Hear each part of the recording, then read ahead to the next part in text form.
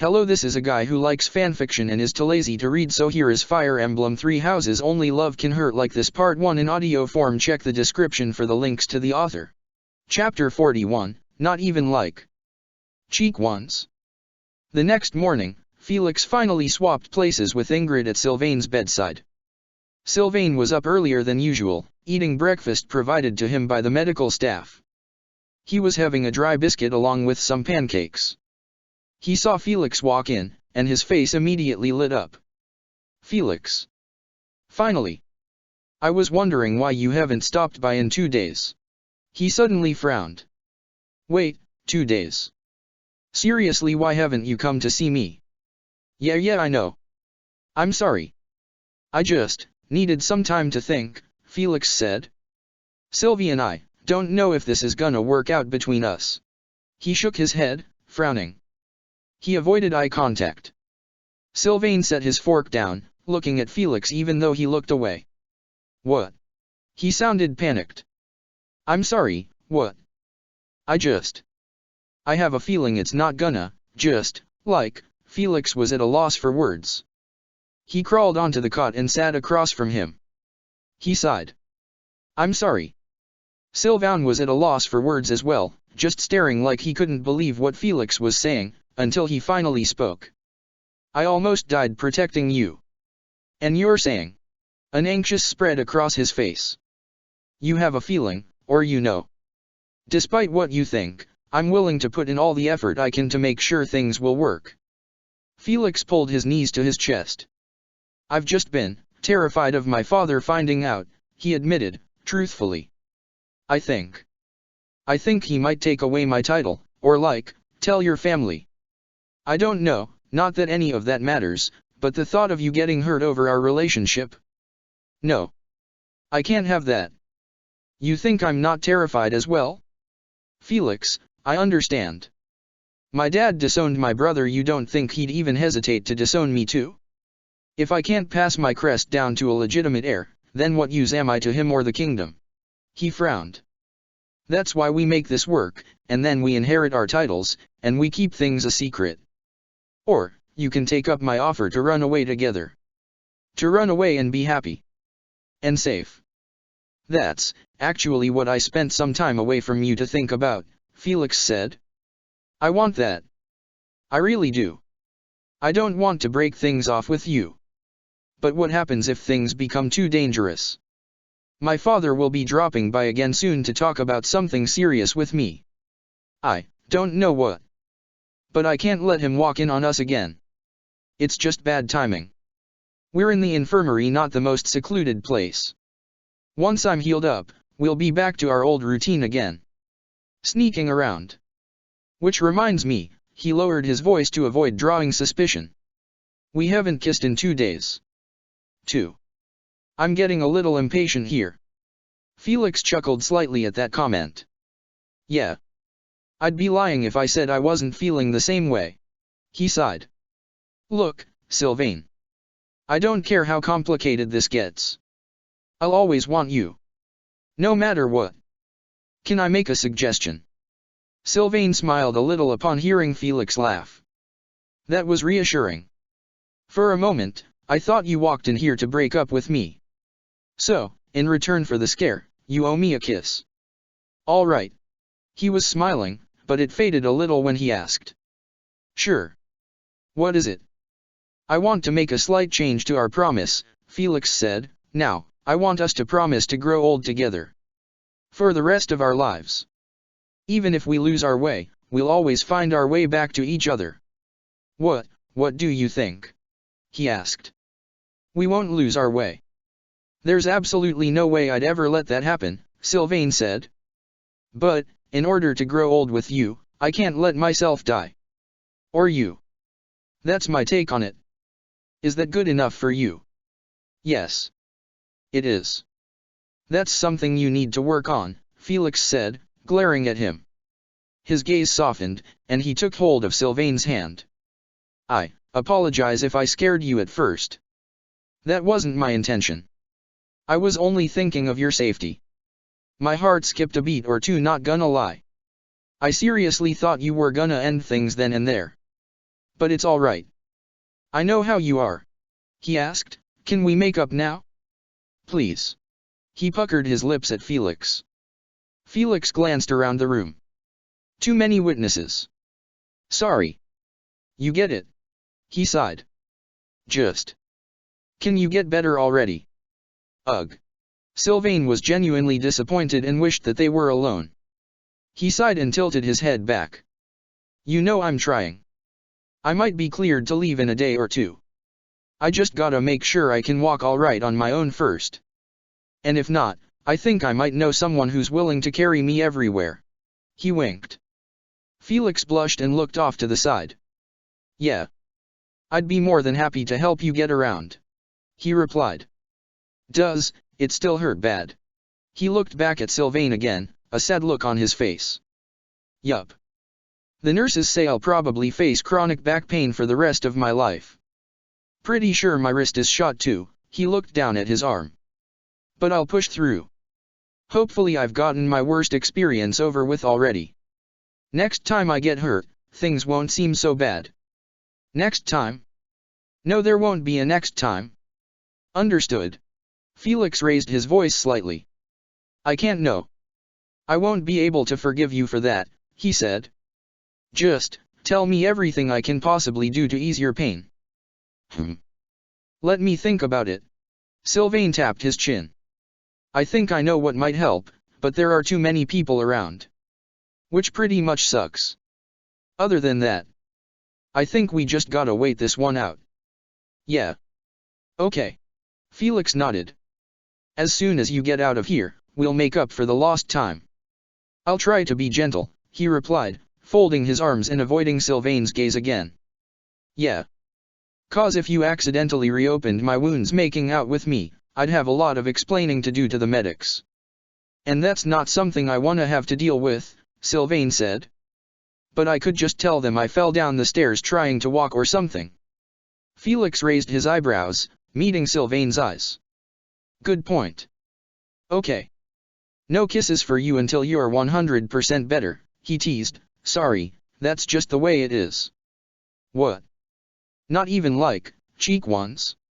Or quick pecks? You can't just deprive me of your love. That's cruel. He made sure to say all of that at a volume nobody else could hear. What? We can't risk you getting me carried away now, can we? Felix said, digging in his bag. He pulled out the notes from class and set them on Sylvain's bedside table. I don't want to study. I'm bored. All I've been doing is sitting, eating and reading notes. I wouldn't be surprised if I've already put on a few pounds. I know I don't train as much as you do, but I feel like I need to get up and move around. Sylvain frowned. Are you able to go on a walk? Felix asked. A short one. A careful one. He waved a doctor over to his bedside. Would Sylvain be cleared to go on a small walk? I'll hold on to him every step of the way so he doesn't fall. The medic heard Felix's request and walked over. She had him sit up straighter so she could take a look at his bandages, and then she gave them the clear before heading off. On the other side of the room, Raphael had pink eye, sad face. Sylvain gave Felix a smile. Wanna help me up? He offered him his hand. Felix pushed his cot back to give them more room. Okay, he grabbed both of his hands, looking him in the eyes. Go. Slow. If it becomes too unbearable, you tell me. Ready? He gently pulled Sylvain to his feet. Sylvain took his hands and held onto them gently, but tightened his grip when it was actually time to stand. He nodded. Yeah, I hear you. Go slow. I won't push myself, I promise. He rose to his feet, wobbling a little bit since he hasn't walked in a while. He let go of Felix's hands and grabbed onto his shoulders instead, sort of falling into him. Whoa. Sorry. Why, you're fine, he stammered, holding onto Sylvain's forearms. You good? Do you feel dizzy? Do you still want to walk? He asked, looking up at him. He was happy being so close to Sylvain again. Even if it was like this. Yep. I'm fine. Just not used to standing up yet. He wasn't smiling, but he was also glad to be on his feet. He held on to Felix the whole time he steadied himself. I'm not super dizzy. My back kinda hurts, but not as bad as I thought. I can maybe go down the hall and back, if you want. He put his arm around Felix's shoulders. Okay. Let's try that. Felix held onto his arm, and wrapped his other arm around his waist, being careful near his injury. You're doing well. Things are looking up, he said as they slowly began to walk. It honestly seemed like the end of the world, walking in here every day and seeing you in so much pain. Sylvain started walking after Felix supported him, favoring his left side.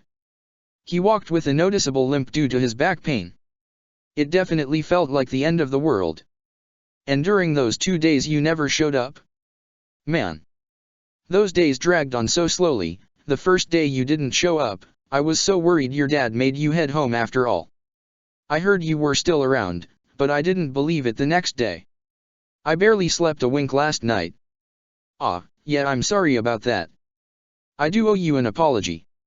But, it just made me realize how much I need to be with you. I want to run away. I really do. He kept his voice low, just in case anyone overheard them. Wait, really? He suddenly looked really serious, and he turned his head to the side to look at Felix, keeping his voice down as well. I didn't think you were on board with that whole plan. We can talk about this more once I'm healed or at least able to return to classes in my own room and such. Oh. Cyril was walking down the hallway towards them. He stopped in front of them. Why are you guys holding onto each other like that? Felix frowned. Would you move? He's been in the hospital. He doesn't need you blabbering while he's trying to focus on walking. Whatever. Cyril rolled his eyes. It just looks wrong. And weird. Sylvain had to stop for a moment, and was about to start walking again when Cyril blocked the way. Excuse me? He felt a little self-conscious about the comment Cyril made. I can't walk properly, if you haven't already noticed. I'm just using him like a cane. I don't see what's so wrong about that. Or weird. Like a cane. Cyril laughed. Yeah, more like a boyfriend. He said, you guys have a weird relationship. Yeah, Flane told me about you guys by the wishing well at the church. He looked disgusted. That never happened. Sylvain denied it so hard, but he was definitely nervous on the inside. And, if I was gonna make out with anyone, it wouldn't be behind the wishing well at the church. It would be somewhere way more private than that. Besides, that's just another stupid rumor. And it's not even the worst one. Have you heard the rest of them? Some of them are pretty scandalous. I don't think your ears would be able to handle it. Are you serious? I'm not the one swapping spit with a boy. Cyril said, pointing at Felix. I guess Sylvain got turned down too many times and had no one else to turn to. Poor Felix. Felix's grip tightened on Sylvain. He grit his teeth. Get out of the way. I'm not gonna ask you again. Believe what you want to believe, I guess, Sylvain said, but... How old are you again? Like, 10. Why are you so worried about who I'm swapping spit with anyway? Come back and try to insult me when you're old enough to have the talk. Okay. He obviously knew Cyril wasn't a little kid, but he just wanted to get back at him and annoy him enough to make him go away. Cyril retorted, okay. Stop trying to be smart. I know what sex is, don't try to act like you're better than me. Felix started laughing, causing Cyril to glare. No, really keep going. I'm enjoying this. Felix smirked. Cyril stomped his foot. Okay, well you guys literally just confirmed it. What's gonna happen when I tell Lady Rhea you've been performing these sinful acts within the church? Confirmed what? That you're just an immature little kid who clearly doesn't know how to pick apart rumors from reality. Sylvain literally just wanted to finish his walk. The fact that Cyril threatened to tell Rhea scared him, but he didn't show it. Who is the Archbishop going to believe, a whiny 9-year-old, or an adult who is clearly more mature than you are? Maybe I'll tell Rhea about the rumors so she can put an end to them. I am not 9. Cyril screeched. And she'd believe me. Way more than she'll believe a sinner. He shouted, you're stupid. He turned and ran into the band room. "Okay." Sylvain watched Cyril run away, shaking his head. Felix looked at Sylvain once Cyril was gone for good, then burst into laughter.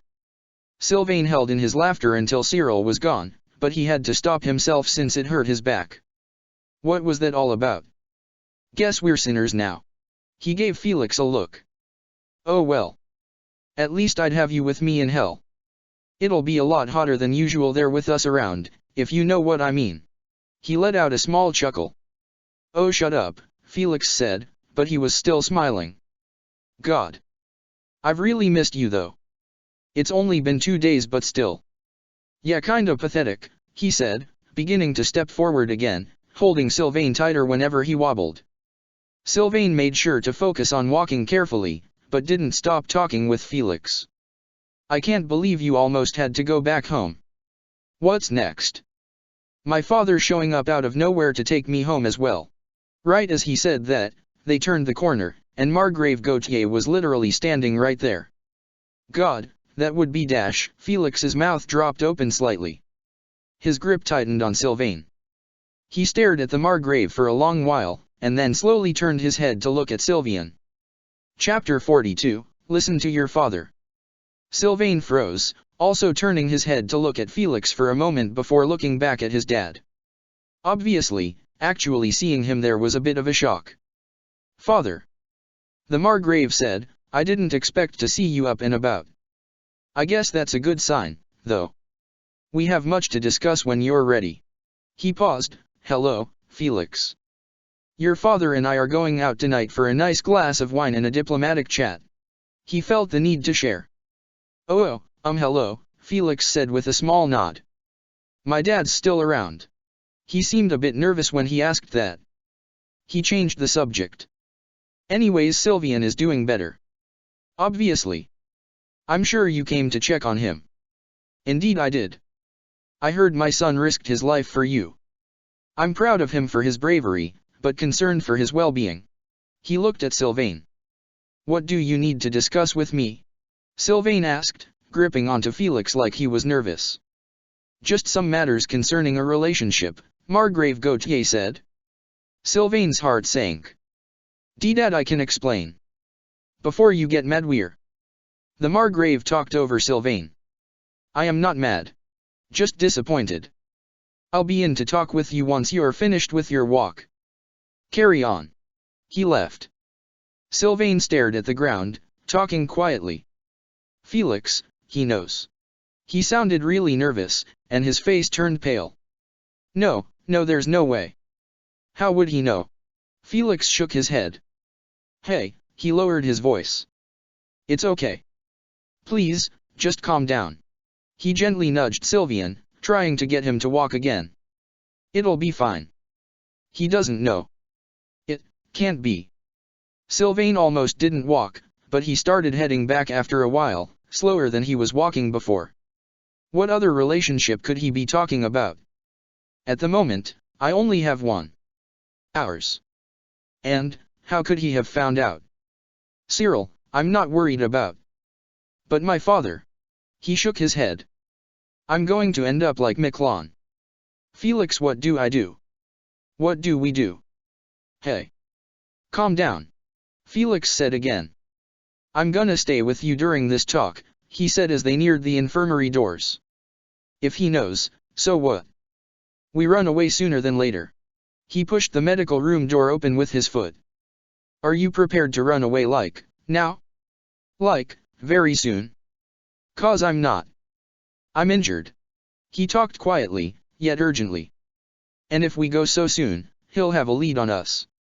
I was planning on making a run for it when people would least expect it. He stopped talking about their plans once they got into the infirmary, and he settled down on his bed. What am I supposed to say?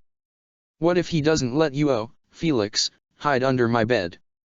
That way, you can hear everything that's going on and nobody will know you're there.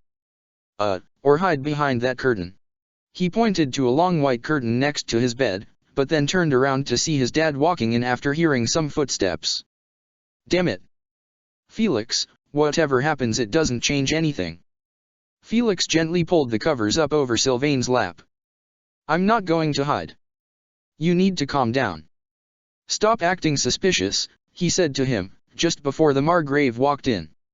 Felix released the covers and turned to face him, saying nothing. Okay, sorry, Sylvain composed himself the best he could, facing his father. He also didn't say anything. Margrave Gautier looked between Sylvain and Felix for a moment, sternly, but his gaze ultimately fell upon Sylvain. We need to talk. And you know exactly what we need to talk about, I assume. Sylvain shook his head. Father, look, I don't know who told you, or who found out, but I can explain, I promise. His father looked angry. What? Sylvain, no. He doesn't know what he's talking about, Margrave. Felix shook his head. He doesn't know what you're talking about either. This one was directed towards Sylvain. He tried to help Sylvain as best as he could. Why don't you spit it out already? Sylvain's father frowned. Fine. Sylvain, if you don't know why I'm here at this point, let me just spell it out for you. You really disappointed me by breaking off your relationship with that woman you were courting. I spoke with her father, and he was rather disappointed as well. He crossed his arms. Sylvain let out a deep sigh of relief when he discovered that he wasn't here to talk about him and Felix. Oh, right that. Yeah, things weren't working out, so I broke up with her. Sorry. I know you thought she was the one, but, nope. Margrave Gautier sighed. Your relationship with Miss Caitlin was crucial for the survival of her lowly house, which is why I'm disappointed in you. Your sense of duty obviously was not very strong. But, upon further discussion, I've discovered that she has an elder sister. And, after many negotiations, we have made some special arrangements. Sylvain frowned. No. Dad, no. Just no. Felix was surprised by Sylvain's sudden outburst. He looked at Sylvain, and very slightly brushed his fingers against his shoulder, trying to get him to relax. He remained silent, looking up at Margrave Gautier. You haven't even heard what the special arrangements are, and you're already upset. Would you let me finish? Sylvain's father asked. Sylvain felt Felix's small gesture, but it wasn't enough. I already know what you're thinking. And if I'm right, then I may as well voice my opinion right now. I don't want an arranged marriage. I don't care if it's what's best for House Gautier. I don't want that. And you can't make me. Felix held his tongue. He was surprised with how much Sylvain was voicing his opinion against his father. He looked at the Margrave. It's not about what you want, it's about what's best for. Sylvain cut him off. Don't finish that statement. You're not the first person I've heard that from in the course of this week. He frowned. I don't want to marry a girl I've never even seen. Margrave Gautier said, Lord Rodrigue and I briefly spoke earlier. He warned me about Felix's attitude. Seems like it's rubbed off on you. You never used to be like this at all. Father. I refuse. End of story. Has another girl captured your heart? No. Then I see no reason to refuse. Besides, marriage is a purely political act. Only fools let affinity get in the way of that. Sylvain almost started crying. Okay, would you stop this? Felix finally intervened. Your son is clearly uncomfortable with this. What is wrong with you? Felix took a menacing step towards him. Margrave Gautier acted like he wasn't scared of Felix and didn't even move back. This is for the good of our territory. My son was put on this earth for the sole reason of carrying on the legacy of House Gautier. You have no place in this dispute. It has nothing to do with you or House Frildarius. He didn't know that it actually had a lot to do with it. Really now? What would you say, if, oh I don't know, he glanced at Sylvain, then looked at his father. If I was in love with a man. He didn't mention Sylvain though. The Margrave looked appalled. Say what? That is impossible. He exclaimed. It goes against everything in scripture. Sylvain suddenly got really scared. He knew Felix didn't mention him, but it still caught him way off guard. Felix. What the hell? Stop. He cut in. But he's not. He's just trying to anger you. Okay? He's not being serious. No. I am. I'm being completely serious, Felix said. Please explain to me how House Frildarius would be ruined by this. Seriously, I'm dying to know. He placed his hand on his hip. He's not being completely serious. He's lying. Don't believe a word out of his mouth right now. He's being ridiculous and he's challenging you, Sylvain said, his voice shaking. Margrave Gautier narrowed his eyes. You would fail to produce an heir with a crest and your bloodline would disappear from the face of the earth. That is what would happen. And if any son of mine decided to tread that path, he would no longer have a place at my estate. I'd be surprised if he found a place to stay at all. Sylvain tried so hard to hold back tears. Felix took a breath, and stepped back slightly. Margrave Gautier. I suggest you get out of my sight. Now. You got what you came for. Now leave. He narrowed his eyes. I'll come back to talk some sense into my son later. I'd ask you to leave, but I fear you'll disobey. I have a lot to chat about with your father later, Felix, the Margrave frowned, then walked. Once his father was out of sight, Sylvain wiped his face off on his sleeve, then finally just slumped forward with his head in his hands. His voice was muffled. Felix, what the hell were you thinking? Why the hell are you crying about this? He sat on the edge of Sylvain's bed. We have our answer. We're running away. As soon as you're better, he replied. We're never going to be able to live in peace here. You know it. I'm scared. I admit it, I'm scared. 'Cause I want to run away immediately after that, but now we can't. I can't tell if he knew you were telling the truth or not. He wiped off his eyes and sat up straighter. Where are we going to go? There was a knock on the wall to get their attention, and Yuri was standing in the doorway. Sorry for eavesdropping, but it sounds like you two could really use some refuge. God, Sylvain, just.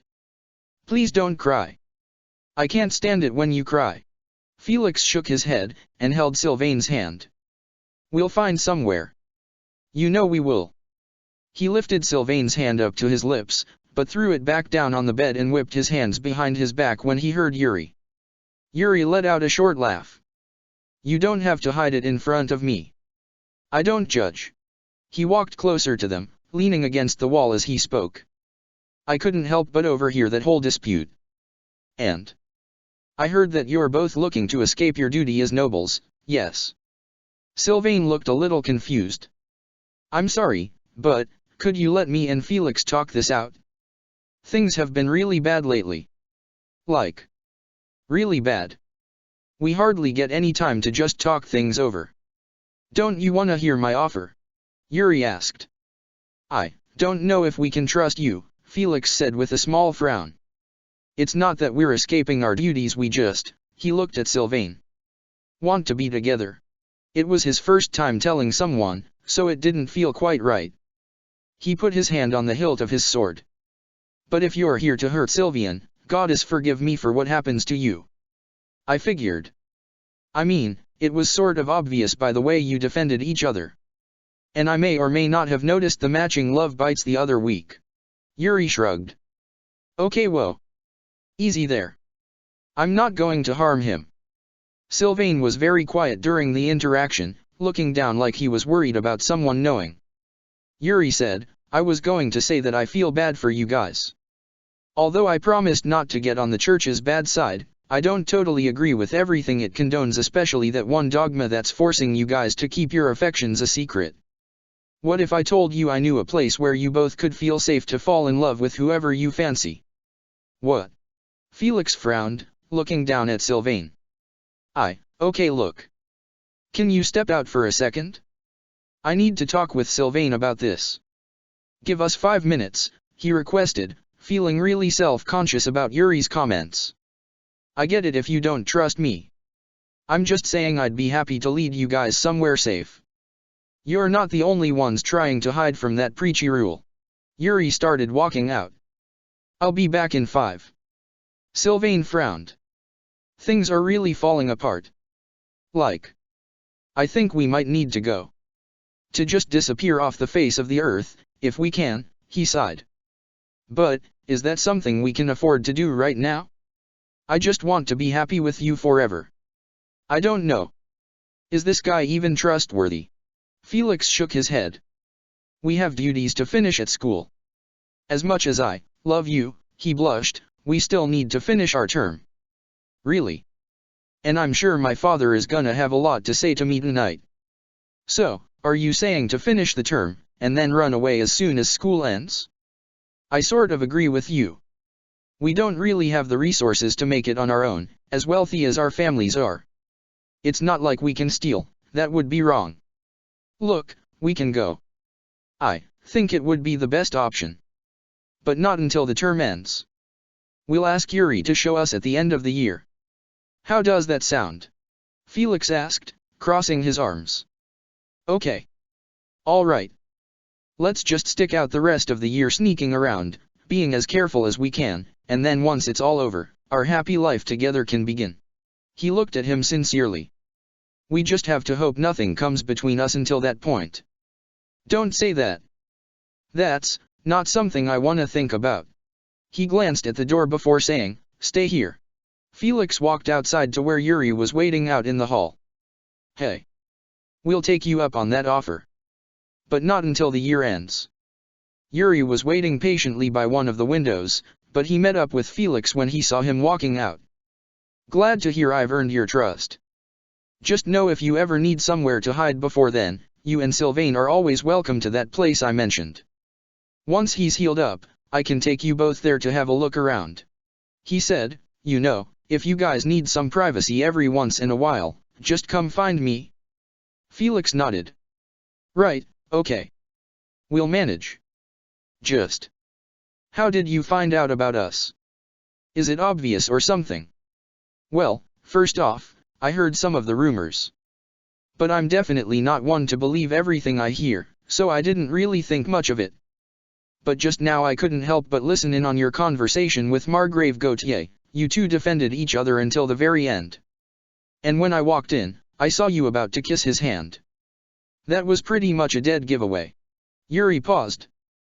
Plus, I sort of have an eye for this sort of thing. Shit, so there are still rumors then? I haven't heard them myself. But, it would do you good not to spy on us in the future, Felix threatened. Our relationship is nobody's business but ours. Look, if you think I'm gonna start spreading rumors, I'm not. In fact, I'll even try to diffuse them for you.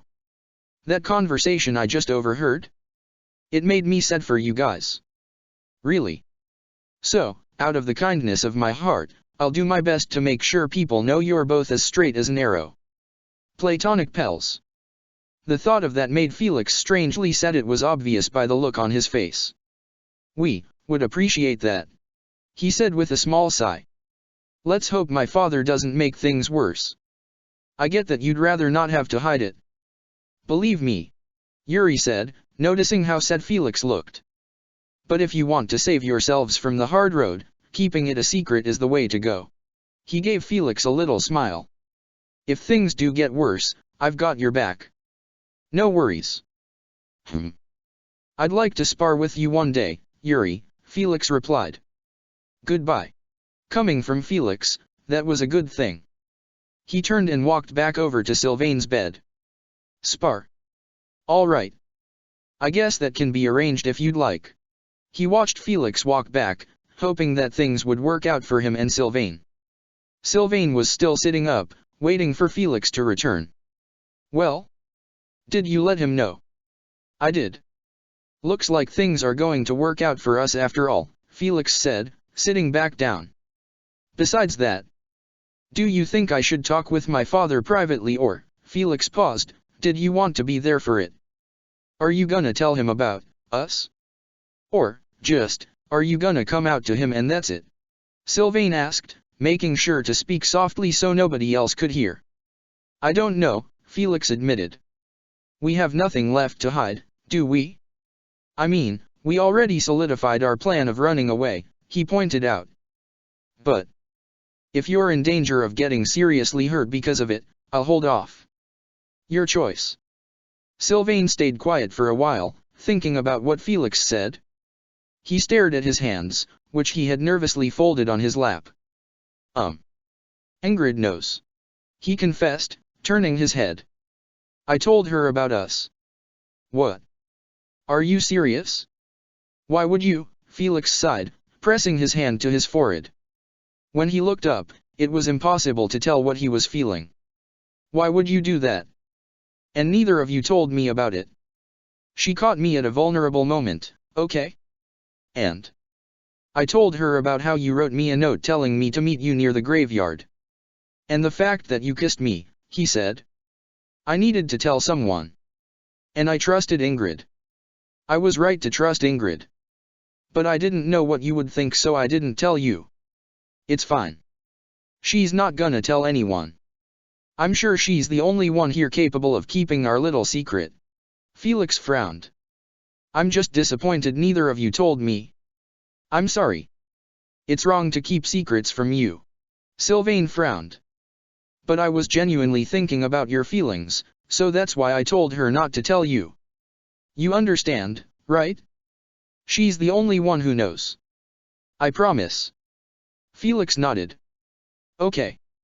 That's fine. She can know. He said, and I guess my dad. I don't know. I'm really struggling with this. I guess I'll just see where the conversation takes me. Well, I don't want your dad to know. Neither of our dads can know. I don't care if Ingrid knows, or Yuri, but if our dads find out then we're done for. Sylvain sighed. Right. I'll do my best not to tell him, Felix said with a sigh. He kept glancing at the door, as if he was afraid Rodrigue would walk in at any moment. I need a distraction. Help me. A distraction? From what? Sylvain was kind of confused about what he meant by that. Like you want me to cause a distraction or, you want me to be the distraction? He gave Felix a sly smile. Felix smiled, biting his lip to stop himself. The second option would be nice. He replied, I'm just unable to think of anything but my talk tonight. I need you to distract me from my thoughts. Okay. Then, in that case, come here a sec. I got a secret for you.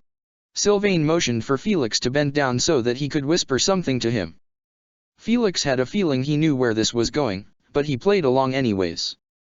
He sighed, crouching down beside his face. What is it? Raphael had pink eye so he couldn't see what was going on from across the room anyway cause his eyes were crusted shut.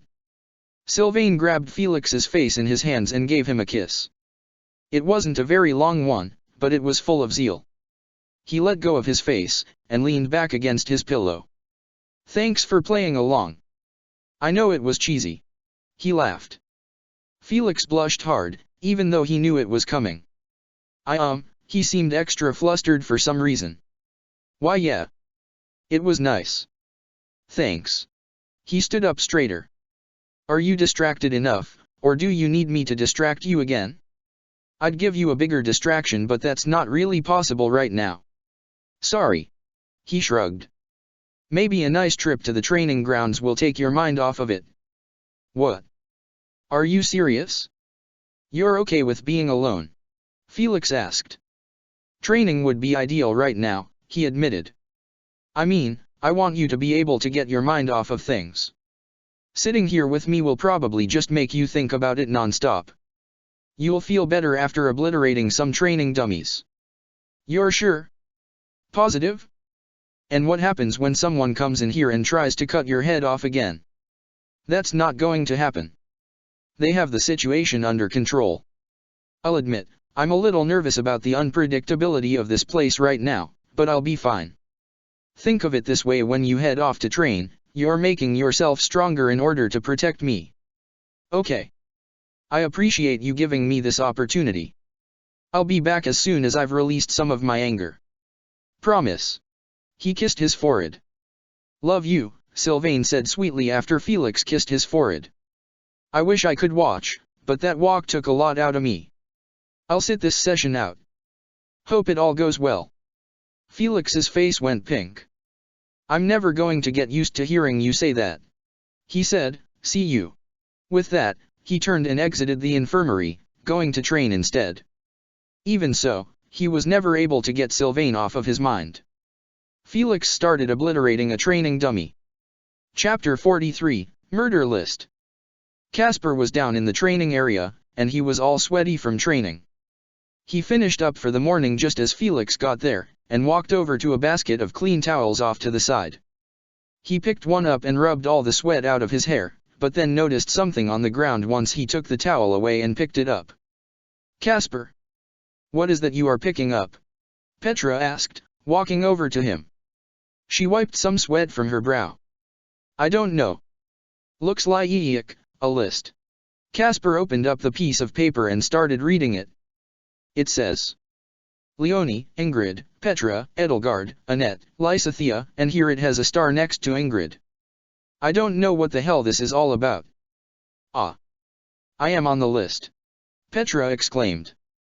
Wait, are you thinking this may be a list of people who are to be murdered by the killer? She gasped, suddenly seeming afraid. Oh no, oh no. He flipped the list over to see if the owner's name was on it, but instead he found another list. What? Another list? Okay, this one says, Raphael, Casp, oh wait, that's me. Casper, Hubert, the murderer is out to get us, Petra. What do we do? Oh no. We must be hiding. Shall we gather up all of our weapons and be building a fort here? She asked. We can be using those bales of hay to start making our fort. She pointed just past Felix. Do you think the murderer is gonna strike today? Maybe we should gather everyone who's on the list to let them know they're in danger. We could really be saving lives if we act fast, you know. If you start on the hay fort, I can go round everyone up. That is sounding perfect, she replied, running across the grounds and grabbing a bale. She threw it a few feet away, towards the wall, and began stacking it. Felix gave them strange looks while he trained. Casper noticed the star next to Ingrid's name, so he started running to her room as fast as he could. When he arrived, he pounded on her door, trying to get her attention as fast as possible. Ingrid. It took a while, but Ingrid pulled the door open. What? What? Is something going on? She exclaimed. Casper. Did something happen to Sylvain? She grabbed her lance, ready to jump into action at any moment. What? No. He's fine. But he stopped because he was out of breath. He took a few moments to catch his breath, then started explaining. I found this list on the ground. And your name has a star next to it. Look. Petra said it must be a kill list that the murderer left behind. What, a kill list? Is Mary Ann's name on it? And Raphael? She asked. Wait, I'm confused. How do you know it's a kill list? Oh. Well. Petra just said it was, so I guess I went along with it without really thinking. He frowned, taking a look at the list. He handed it to her. I'm on it. So are you, and you have a star. And it's written in super fancy cursive, so I had a little bit of a hard time reading it. What the? She narrowed her eyes, looking hard at it. I have absolutely no idea what this could be, she said, shaking her head. I really don't think it's a kill list. The one who took Monica's body isn't even here any longer. Then what is it a list of?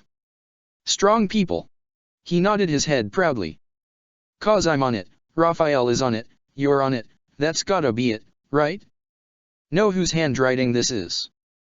I actually don't know, she replied. It's very nice penmanship, she commented. Do you think Edelgard would know? Claude or His Highness may be able to help as well. Well, if anyone asks, it definitely wasn't me who wrote this. My handwriting looks like a 5-year-old's. At least, that's what I've been told. I guess I could do some asking around. I'll search for some people who look like they write fancy, I guess. He shrugged. Anyway, thanks. I'll see ya around. He gave her a little wave, then started walking with his head down, looking at the list and not paying attention to where he was going. Okay, Ingrid gave him a strange look. Whoa, Casper. Hey, watch where you're going. Hilda moved to the side to avoid him. What's got you so worked up? Whoops, sorry Hilda. He was really happy to see her, but he was also really caught up in solving the list. I found this. It was written by someone with really good handwriting. Was it you? He showed her the list.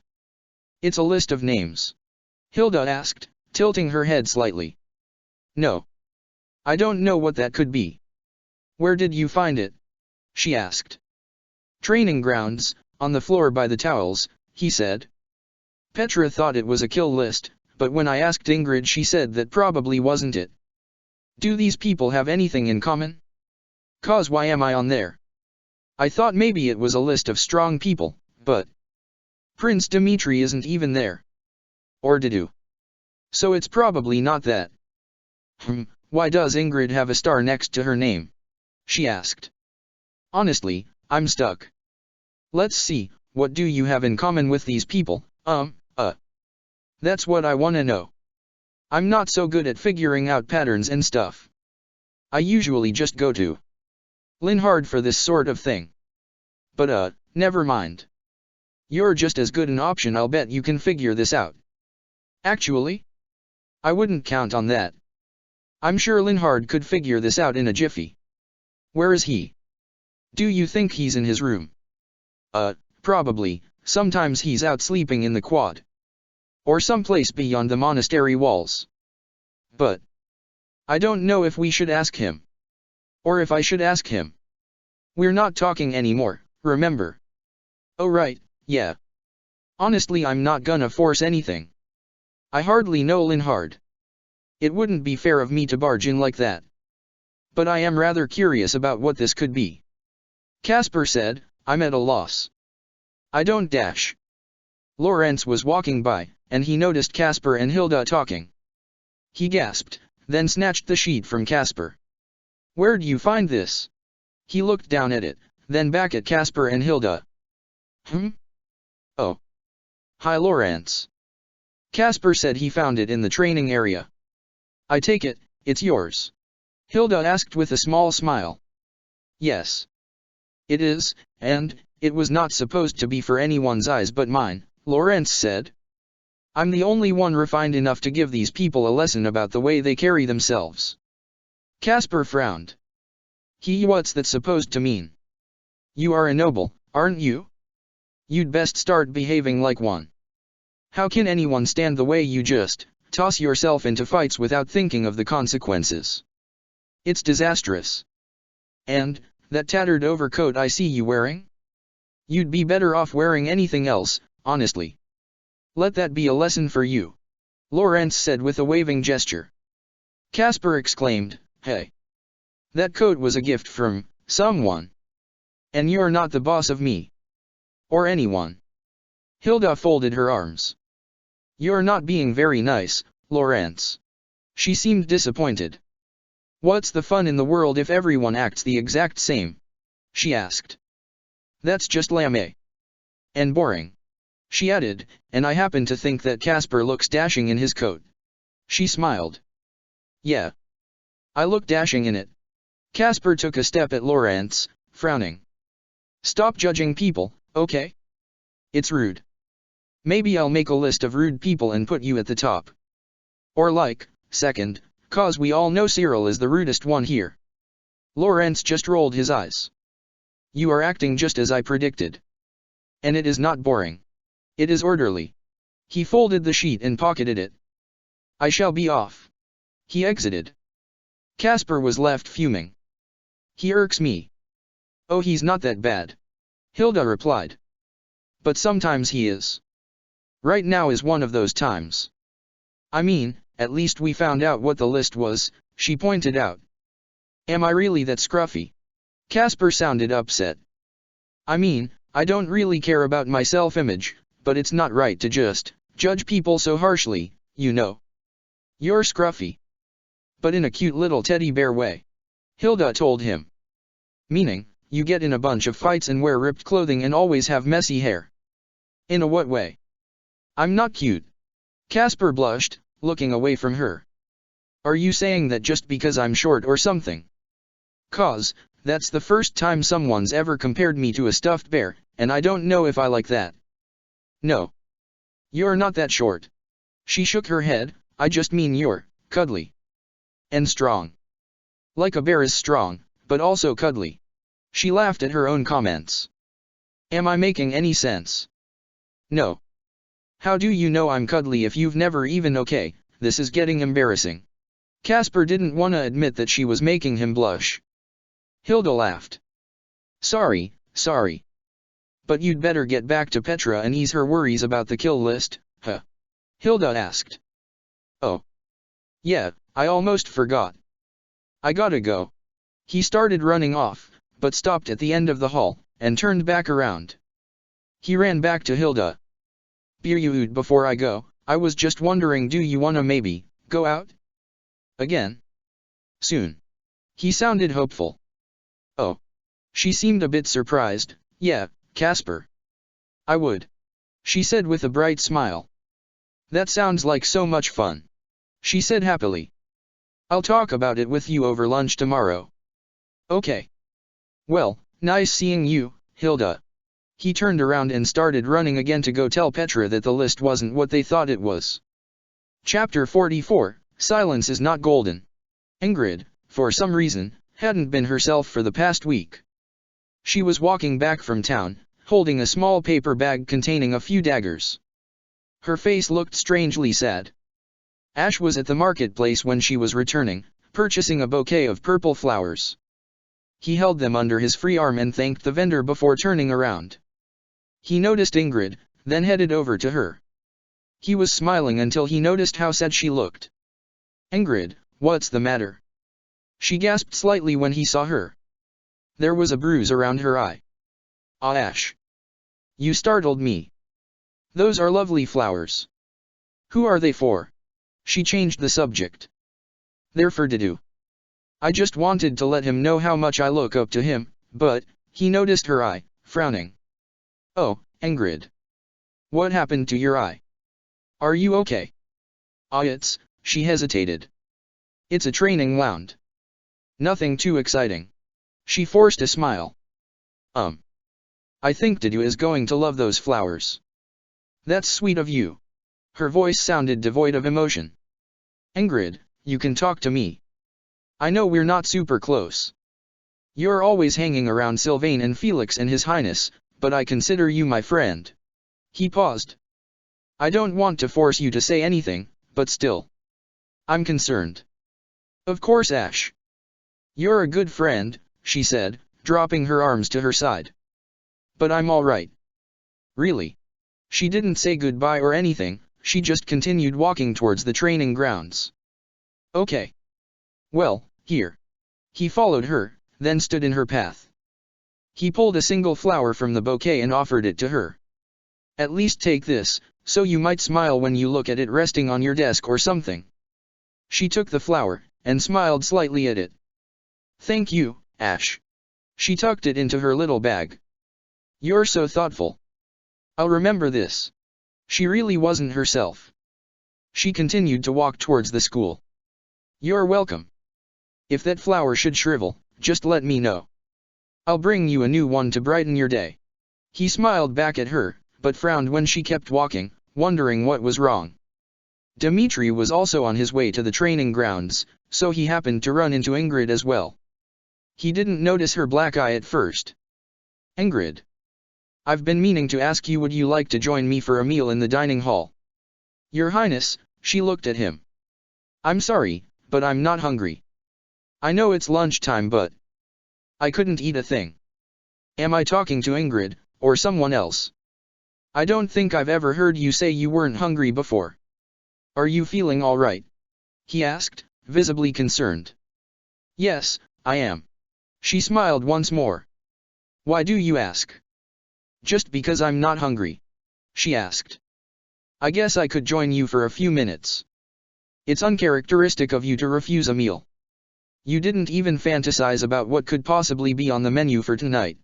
He started walking with her to the dining hall. Didu is cooking today. The food is bound to be satisfactory. He brought her to a table, and grabbed a serving before sitting down with her. How has your day been? My day, it's not important. I didn't do much, she lied. And you? I'm sure you had a lot to attend to today. I mean, you're always so busy. She took a bite of her own meal, and started to seem a little more energized. I was busier than I thought I'd be today. Not going to lie. I could really use a short break. But we both know my work is never done. He started thinking about how nice it would be to fall asleep in Dida's arms right about now. He also wanted so badly to be able to taste Dida's cooking. He wanted to tell him how delicious it was, but sadly he wouldn't be telling the full truth since he couldn't taste it. I managed to sneak some training in before getting most of the other stuff done. Felix and Sylvain's fathers are here. I took time out of my day to speak with both of them. It's been stressful, he sighed. But I visited Sylvain, and he seemed to be doing better. His injuries are healing.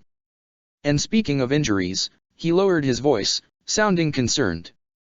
What happened to your eye, Ingrid? Ah, why is everyone asking me that? She put her hand on her cheek, trying to hide it, but it didn't really work. Nothing. Just an accident, she told him.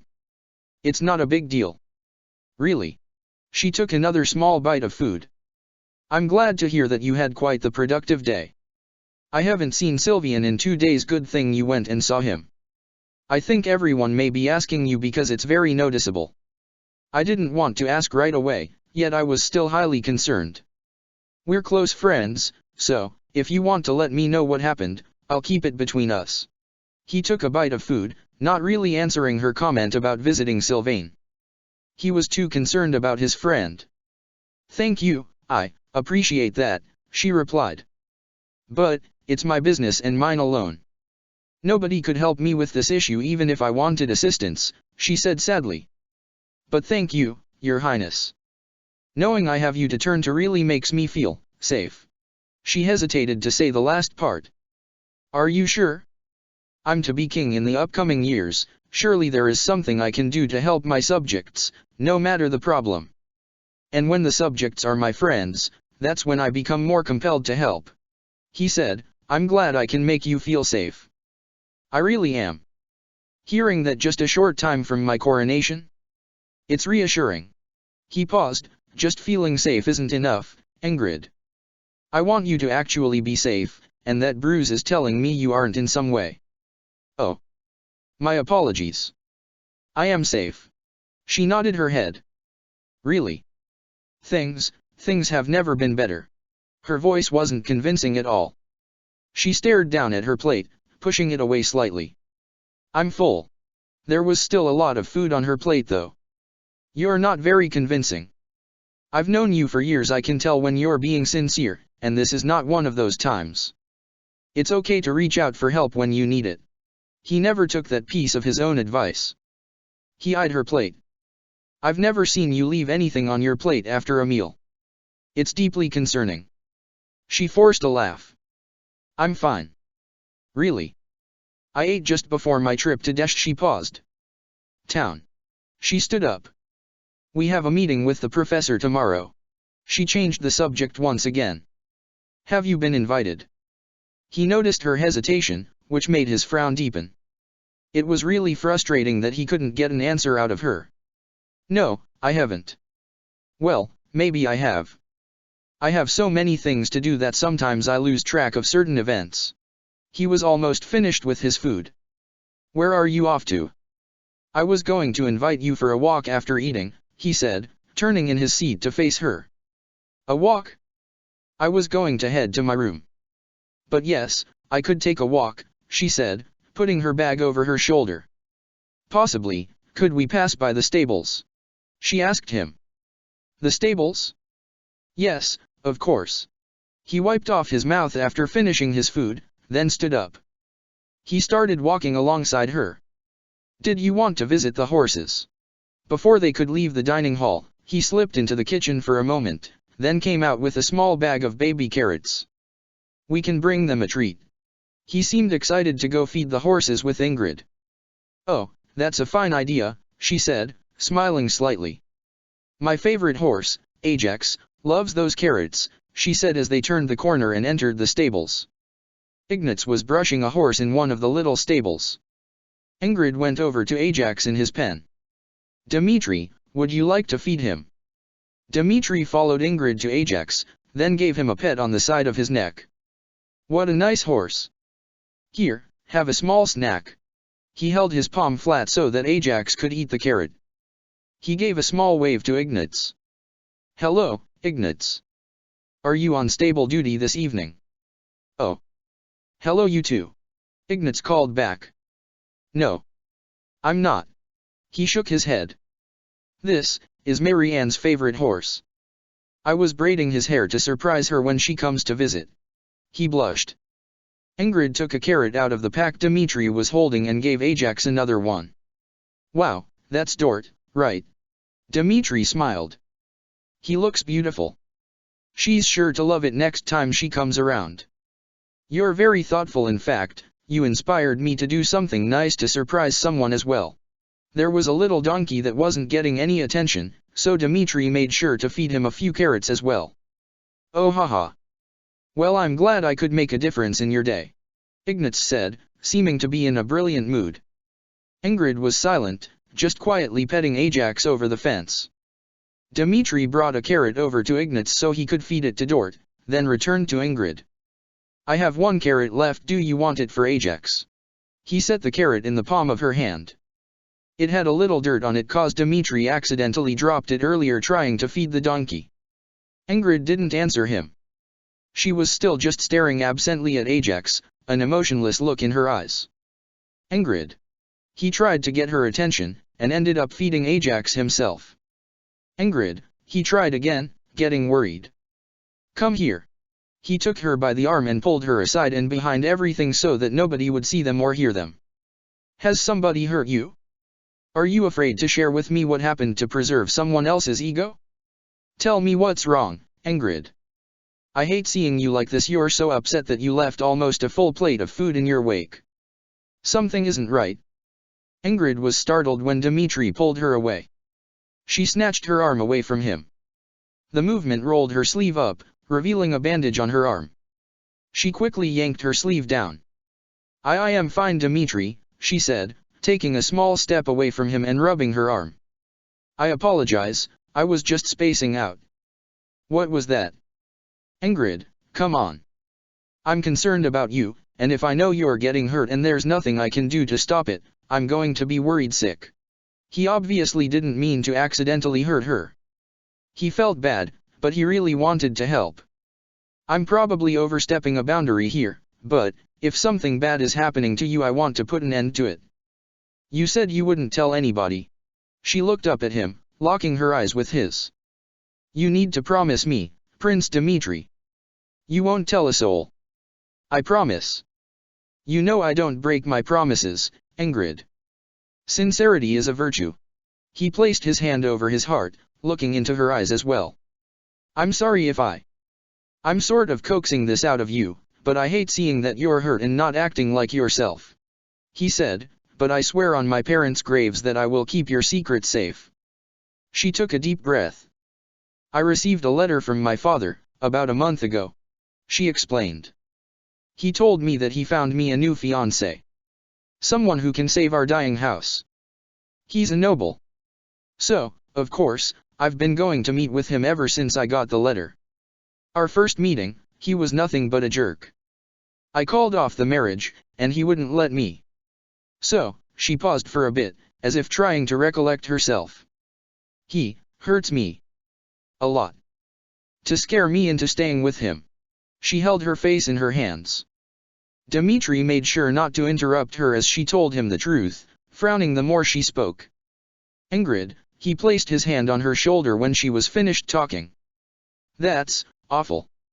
It disgusts me to think there are people in this world who would senselessly hurt others to get what they want. To instill fear in innocent people. I'm terribly sorry about this. No person in their right mind should ever abuse someone else for personal gain." He offered Ingrid a hug, if she wanted one. "Tell me what I can do for you. Please."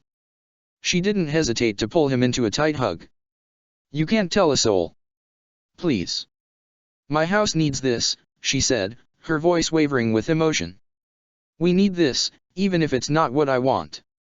Dmitri hugged her, and since he was taller than her, he tucked her under his chin. "I won't tell anybody. I promise not to tell, and if I break that promise, I won't be able to forgive myself." He sighed when he heard the way Ingrid was speaking. Nobody deserves to live a miserable life. Your house may need financial help in order to flourish, but, at least find someone who doesn't hurt you. Please. He has so much money to give. And my father claims he loves this noble. I'm not sure why. He's located in Gautier territory. She sighed a breath of anguish and pain. I just have to deal with this. He didn't let go of her until she was ready. Well, I'm not going to let you deal with this alone. What do you mean? She pulled away. How so? She tugged on her sleeve once more. I don't know what to do. I have my sights set on someone, but she paused, glancing up at him before continuing, can't be with them. How do I get through this without breaking off the marriage? Dmitri kept his hands gently resting on her shoulders. I'm going to help you to the best of my ability. I know you told me not to tell a soul, and I won't, but I can at least help you escape the situation. He said, if you have your heart set on someone else.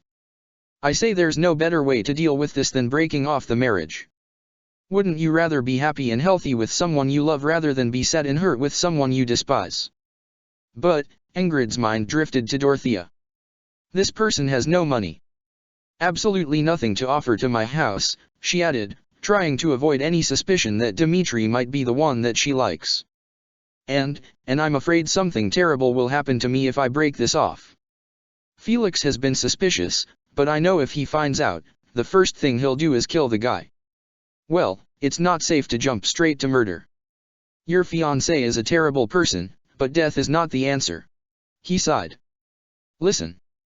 When I become the ruler of Faergus, I'll make a generous donation to House Galatea. And it will be for the sole purpose to keep you happy, Ingrid. How about that? Dmitri, no. Ingrid seemed shocked. I will not accept that. She put her hands behind her back. I think, well, he doesn't have to know if I'm in a separate relationship, does he? She sighed deeply. I wish Glenn was still here. But it's the least I can do. You deserve happiness, not to be tied down your whole life. He frowned. If that's what you want, I'm not going to stop you. But I will warn you to be careful. Please, he sighed, feeling the truth of her words. He wished Glenn was still around as well. I appreciate you, she said again. Please, keep your promise and don't tell a single soul. Unless I am nearly beaten to death, do not intervene, she said. Ingrid, don't put such pictures in my mind, he frowned, obviously upset. He said, I'm not going to let that happen. If I need to intervene, I will. You can't stop me from trying to protect you. Do you know how much I care for you, Ingrid? I'll intervene even if it means getting myself hurt to ensure your safety. He grabbed her hand. She quickly drew her hand back, as if it were instinct. An instant look of regret washed over her face, and she shakily took hold of his hand. I know how stubborn you are. There's no changing your mind, she said. Thank you, Dmitri. He noticed the reflex, and he frowned. You don't have to flinch because of me, Ingrid. I'm here to protect you, he made sure not to hold on too tight, just in case. But you're welcome. Let me know if you need anything. I'm always here for you no matter what. She looked up at him. Would you mind spending some more time with me in the future? I understand you're busy. So don't feel bad if the answer is no, but would that be so bad? Of course. I would love to spend more time with you. I may be busy, but that doesn't mean I don't have time to spend with my most cherished friend. He said. Just let me know when you need some time together, all right? He spoke gently, knowing she probably had to endure the harsh tone of her fiancé all day. Thank you, Dmitri, thank you so much. I'll repay you for your kindness one day. She bowed her head slightly. If you'll excuse me, she took a few steps back. Have a good rest of your night. She turned around and pet Ajax a few times before heading towards the dorms. There's no need to thank me. I'm just doing my job as your friend. He nodded. Take care of yourself, please. And I'll see you around. He watched her head off, feeling his heart sink to the bottom of his chest. Chapter 45, Positive Affirmations. Annette was in the library that night. Ash was in the library as well, putting a book away. He found another book and brought it to his table, where he had the flowers for Didu in front of him. After observing the flowers, he opened the book and flipped to a page in the middle. Oh no! Help! Annette suddenly screamed from the other side of the library. The smallest bookshelf was falling over, right over Annette's head. It rolled right on top of her. All of the books spilled out on top of her. Oh wee ow wee, she cried, squirming underneath the bookshelf. Annette. Oh gosh. Ash got up so fast, then hobbled over so that he could help her the best he could. He wasn't at full recovery yet, so it was kind of hard, but he managed to bend over and pick up all the books that fell on her. Are you okay? Oh man, that must have been so painful. If I noticed it falling sooner I would have pulled you out of the way or something. He got the bookshelf standing upright. Oh, I'm so mad. Annette growled, crawling out from underneath the shelf when Ash picked it up. Oh, this is so embarrassing. Thank you so much, Ash.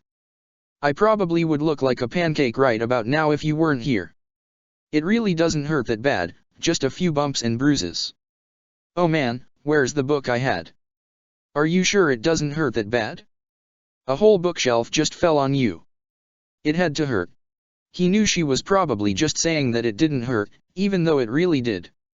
I'm glad I was there to help. Someone would have walked in to help you at some point, but thank goodness you weren't trapped under there for more than a few seconds. Ahaha, yeah, you caught me, she blushed. My elbow hurts actually, like, really badly. She admitted, still cleaning up the books she had dropped. Oh dear, he took her arm and rolled up her sleeve to get a look at her elbow. Would you look at that? A bruise, he frowned. Can I get you some ice for that? Or something? Don't worry about it, she exclaimed. It'll heal up. Besides, we don't have any battles coming up. Not our class, at least. We still have some time for me to heal up, she told him, putting the last of the books back on the shelf. You don't know that for certain, he said, shaking his head. You, have to be ready for battle at any given moment. You never know what's going to happen these days. You just can't ever tell, he trailed off. Oh Ash, you can't think things like that. At least, not in moments of peace, she said, slowly walking back over to the table Ash was originally at. I mean, yes. We still have to worry about Monica or Kronia or whatever, and Shezzy's going crazy. But other than that, I think we have things pretty good here at the monastery. You're probably right. He sat back down, leaning his crutch up against the table. He sighed. I'm so sorry. I don't know where all of my negativity is coming from recently. Just call me Negative Nancy from now on, 'cause that's what I am. He slumped over with his head in his arms. Ash. Stop this. Oh no. I hate seeing you so sad. She scooched her chair over so it was directly next to him. She put her hands on Ash's shoulders. Repeat after me, she exclaimed. I am strong. I am brave. I am handsome. I am worthy. I am funny. I am positive. He kept his head down. Muffled, he said, I am strong, but he didn't sound like he meant it. I am brave, I am handsome, he paused. I'm funny and worthy and positive. He picked his head up. That didn't sound very convincing, did it? No it didn't. Not at all. She shook her head. She moved her hands up to his cheeks and squished them a few times. Come on. You gotta cheer up. Nothing bad is happening right now, is it? All you gotta worry about is the fact that we were just super loud in the library. She giggled. No. Nothing, except I've just been so down lately. And I hate to sound like a broken record, but I lost Lord Lonato. And my injuries are permanent. I'm never going to be able to walk properly again or anything, and then Cyril bullied me. He looked down. I guess more is happening with me than I thought. But I have no right to be upset, because while I'm dealing with silly things like a little bullying, people are out there risking their lives and stuff. Hey. I don't want to hear you invalidate your own feelings. She put her hands on her hips. Everything you're feeling, deserves some grief. Even something like bullying. What Cyril did was awful, she said with a frown. You deserved none of that. Seriously, you're so strong. You're still standing tall after everything that's been happening to you lately. You really think so? You think I'm still standing tall? I don't feel like it, but I'm trying. He pointed to the flowers. To make myself feel better, I'm doing nice things for other people. There's nothing that makes me feel happier than helping someone out or putting a smile on their face. I get that. I really do, and we all appreciate it so much. But would it really hurt you to do something nice for yourself once in a while? She asked. Like, seriously. What's something you know you deserve? Maybe a nice treat? A massage? Some flowers? I don't know. Maybe. A nice trip to the bookstore. I could maybe get my hands on one of the classics, if I look hard enough. He smiled a little. Of course you could come with me. Or Mercedes. Shopping is always more fun with friends, don't you agree? Oh. That sounds perfect. She clasped her hands together. I think a day out on the town with Merci and I is just what the doctor ordered. She giggled. What do you say, Ash? Should we go out later this week all together? Yes, let's. I think you're right, one day of relaxation can really do wonders. He smiled. Thank you for snapping me out of it, Annette. If I'm ever in a bad mood, I know exactly who to find you. You can find me also if you're not in a bad mood, she teased. Hang on one second. She stood up and made her way deeper into the library. She returned a bit later holding a red book. Mind if I sit with you while I do some studying? She asked, sitting back down. Why, of course you can. I said shopping is always better with friends, but so is studying. He did the little emote where they do a happy little clutch. He flipped a page in his book. I'm not doing any school research, I just want to find out what part of Dusker these flowers are from so I know what to say when I give them to Didu.